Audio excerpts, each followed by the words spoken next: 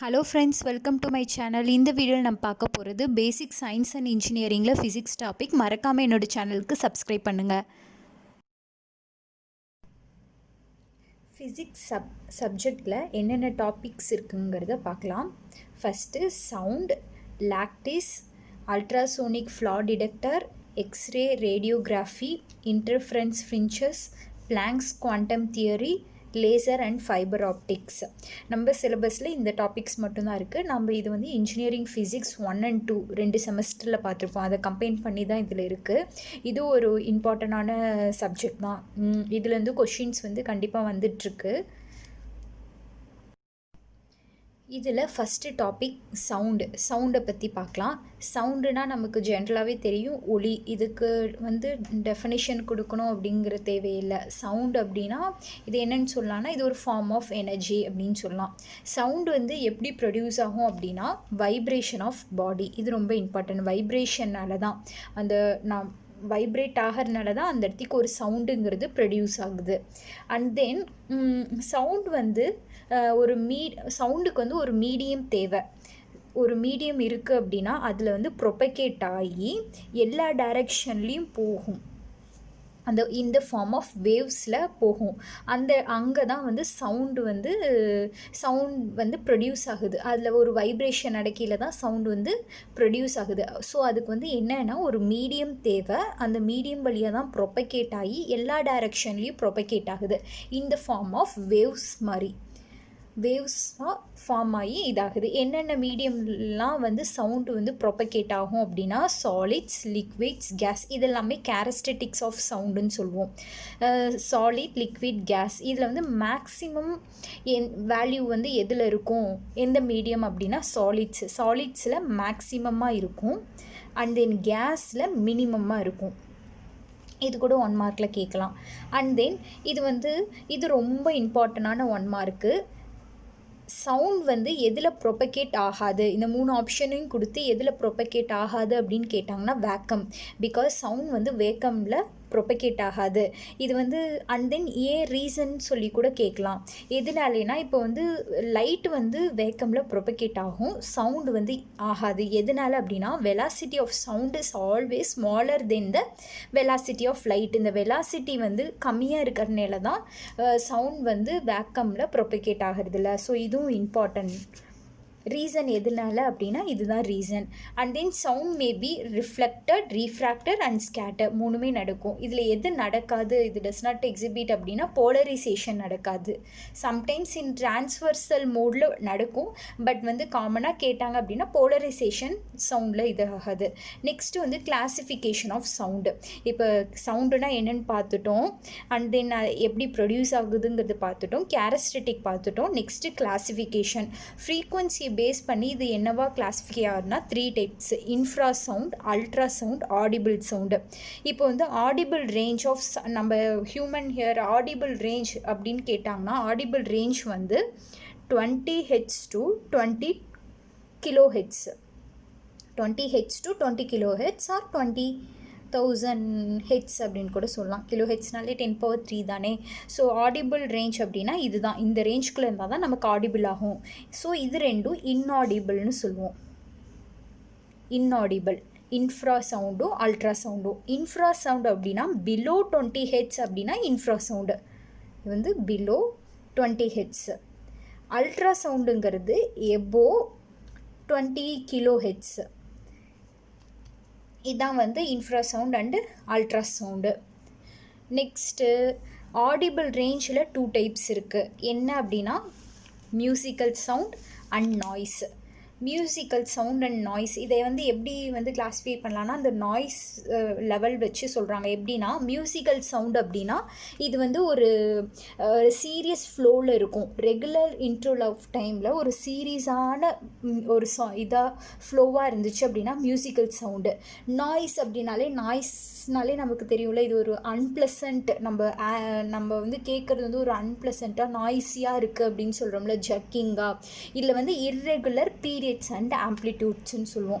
irregular of periods and amplitude. Musical sound அப்படின்னா இது ஒரு ரெகுலர் இன்டர்வல் ஆஃப் டைமில் ஸ்மூத்தாக, தட் மீன்ஸ் சிமிலர் இன்டர்வல்ஸாக சீரீஸ் ஃப்ளோவில் இருக்கும். இப்போ regular intervals of periods and amplitude. இதில் பீரியட்ஸ்னால் என்ன மேம், ஆம்ப்ளிடியூட்னா என்னென்னா அடுத்ததில் பார்க்க போகிறோம். சில டெஃபினிஷன்ஸ் சவுண்டில் இருக்க சில டெஃபினிஷன். ஆம்ப்ளிடியூட்னா என்ன, பீரியட்னா என்ன, ஃப்ரீக்வன்சினா என்ன, வேவ் லென்த்னா என்ன, இது நாளையும் பார்க்க போகிறோம். இது நாலும் ரொம்ப இம்பார்ட்டண்டான டெஃபினிஷன் கூட சொல்லலாம். ஜஸ்ட் நான் சொல்கிறேன் கேட்டுக்கோங்க. ஆம்ப்ளிடியூட் அப்படின்னா maximum distance travel by a vibrating particle from its mean position.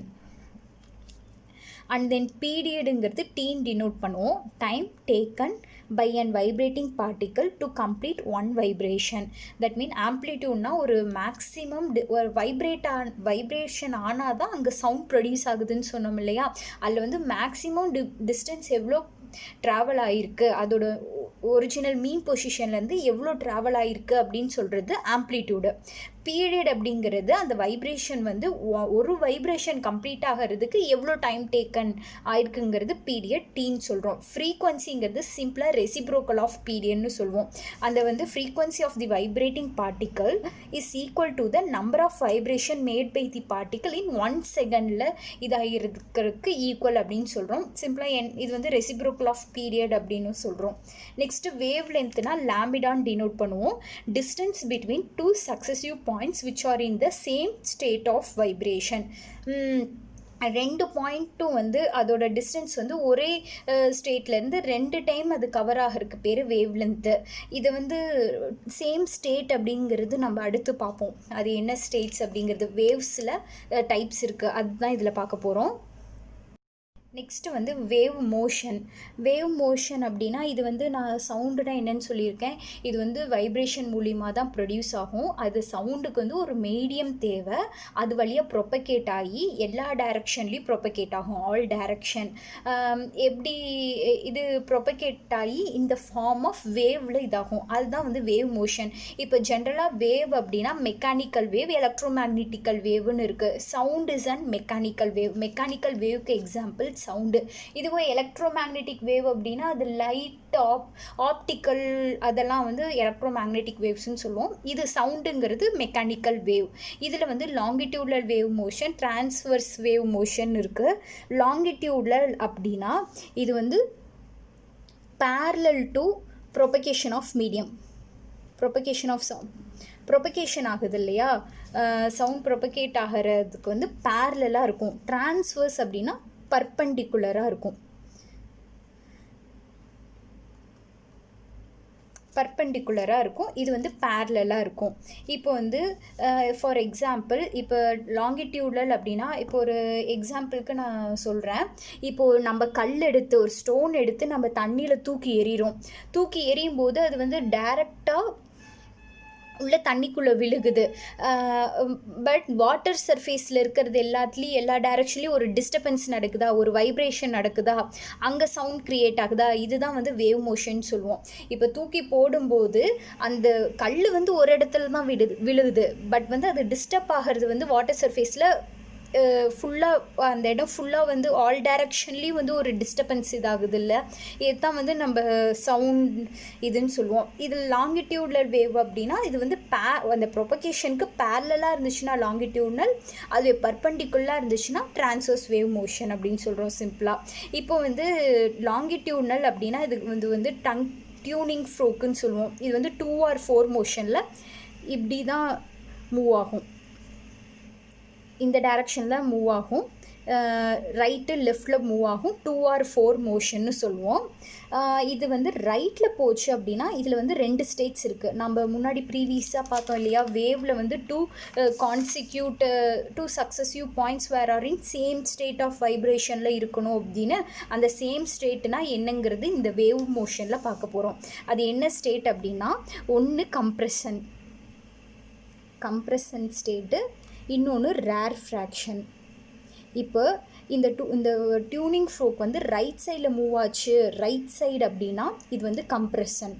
இதுவே லெஃப்ட் சைடில் மூவ் ஆச்சு அப்படின்னா இது ரேர் ஃப்ராக்ஷன். 2 or 4 மோஷன் நடக்கும்போது அதில் வர சவுண்ட்ஸுக்கு ரைட் சைட்னா கம்ப்ரெஸ் பண்ணி வர்றது, ரேர் ஃப்ராக்ஷனுங்கிறது லெஃப்ட் சைடில் வர்றது. இது நல்லா நோட் பண்ணிக்கோங்க. இதுக்கு லாங்கிடியூனல் வேவ் மோஷனுக்கு என்னென்னலாம் எக்ஸாம்பிள் அப்படின்னு பார்த்தா propagation of sound in air, gas, inside the liquid. இது கூட எக்ஸாம்பிளுக்கு கேட்கலாம். Propagation of sound in air வந்து எந்த இதுக்கு எக்ஸாம்பிள், எந்த வேவ் மோஷனுக்கு எக்ஸாம்பிள் அப்படின்னா longitudinal wave motion.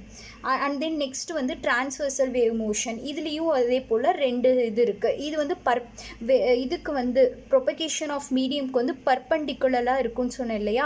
So upward and டவுன்வேர்டில் போகும். அப்வர்ட் அண்ட் டவுன்வேர்டில் ரெகுலர் இன்டர்வலில் இப்படி மூவ் ஆகுது. மேலே கிறிஸ்ட்டுங்கிறது என்ன அப்படின்னா இதோட 2 ஸ்டேட்ஸ் என்னென்னா கிறிஸ்ட் அண்ட் ட்ரஃப். கிறிஸ்ட் அப்படிங்கிறது maximum distance covered by transfer maximum in upward direction na crest. இதுவே downward direction, maximum distance in downward direction அப்படின்னா இது வந்து ட்ரஃப். ஸோ இதுதான் வந்து 2 terms, crest and trough, upward and downward direction. இதுக்கு எக்ஸாம்பிள்னு பார்த்தோம்னா ப்ரொபகேட் இன் லைட் வேவ்ஸில் heat radiation, radio waves along the rope, water surface, இதெல்லாமே டிரான்ஸ்ஃபர் வேவ் மோஷனுக்கு எக்ஸாம்பிள். இது இல்லாமல் இன்னொன்று இருக்குது. நான் வந்து கல் தூக்கி போட்டு அந்த சர்ஃபேஸில் டிஸ்டர்பன்ஸ் ஆகுது, அப்போ வர two types of wave motion, longitudinal and transverse. இதுவே சவுண்டில் வந்து வேவ் ப்ரொபகேட் ஆகும்போது எந்த ஒரு டிஸ்டர்பன்ஸும் இல்லை அப்படின்னா அந்த இடத்துக்கு வர்றது ப்ரோக்ரஸிவ் வேவ். ஒரு டிஸ்டர்பன்ஸும் இல்லாமல், நோ டிஸ்டர்பன்ஸ் அப்படி இருந்துச்சுன்னா இது ப்ரோக்ரெசிவ் வேவ் அப்படின்னு சொல்லுவோம். அவ்வளோதான். சும்மா நான் ஜென்ரலாக சிலபஸ் சொல்லிவிட்டு சவுண்டில் வந்து பேசிக்காக நான் சொல்லியிருக்கேன். இது இல்லாமல் இன்னும் சவுண்ட் டாப்பிக்கில் வந்து நிறைய இருக்குது. That mean characteristics of musical சவுண்டுன்னு சொல்லி பிட்ச்சு, லவுட்னஸ், டிம்பர், இது மாதிரி 3 டெஃபினிஷன் இருக்குது. அது ஃபுல்லாக பார்ப்போம். அண்ட் தென் வந்து அதில் வந்து வைப்ரேஷன் டாப்பிக்கில் வந்து ஃப்ரீ வைப்ரேஷன், ஃபோர்ஸ்டு வைப்ரேஷன், ரெசோனன்ஸ்னால் என்ன, எக்கோனா என்ன, அண்ட் தென் மைக்ரோஃபோன்னா என்ன, ஓவர் டோன்ஸ்னால் என்ன, ஹார்மோனிக்ஸ், இதெல்லாம் பார்ப்போம். அண்ட் தென் நாய்ஸ் பொல்யூஷன் வந்து இண்டஸ்ட்ரியல் நாய்ஸ் பொல்யூஷன், நான் இண்டஸ்ட்ரியல் நாய்ஸ் பொல்யூஷன், இதெல்லாம் பார்ப்போம். நெக்ஸ்ட்டு ரொம்ப இம்பார்ட்டண்டான டேர்ம் அக்கோஸ்டிக்ஸ். இதுனா என்னன்னு பார்ப்போம். இது வந்து ஒரு branch of physics studies by இந்த நாய்ஸ் வந்து இன் க்ளோஸ்டு ரூமில் இருக்கிறத பற்றி ஸ்டடி பண்ணுறது அக்கோஸ்டிக்ஸ்ன்னு சொல்லுவோம். இதை பற்றி பார்க்கணும். நெக்ஸ்ட் அண்ட் தென் வைப்ரேஷனில் லா ஆஃப் வைப்ரேஷன் ஒன்று இருக்குது. நெக்ஸ்ட்டு நம்ம ப்ராக்டிக்கலில் பார்த்துருப்போம் லேபில் சோனோமீட்டர்னால் என்னென்னு, அதோட அப்ளிகேஷன்ஸ் இது எல்லாமே பார்ப்போம். ஸோ சவுண்டில் வந்து இன்னும் இருக்குது. நான் கண்டினியூவாக நெக்ஸ்ட்டில் வீடியோவில் அப்லோட் பண்ணுறேன். தேங்க்யூ.